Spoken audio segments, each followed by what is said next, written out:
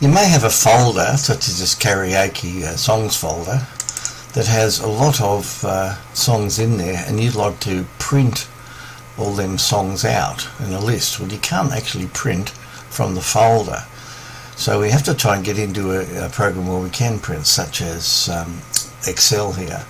So say if we want to copy that song, if we right click and go down to copy, click into a cell, go right click, there's no paste options, you can't paste anything, so we can't do it that way. So the other option is we can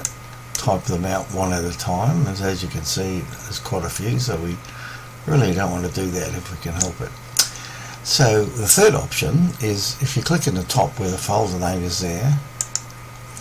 and then you hold the control key down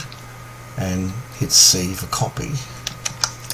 and then we open a browser. So I'm using Firefox at the moment,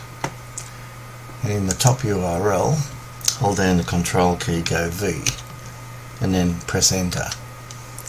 You'll see there's all your songs that are displayed in the browser. Now if we just copy this by left clicking to the left of the name, hold the mouse button down, go right down the bottom,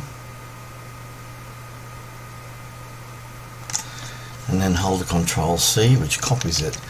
Now if we go over to Excel, and what we'll do, I'll just make that cell a bit wider to accommodate the song name, and if we just left click in there and go down to paste special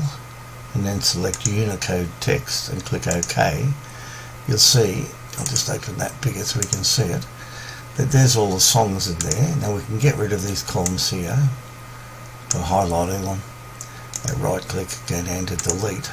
and you can see now there's all your songs that have been copied from that karaoke folder over to Excel, and we can now print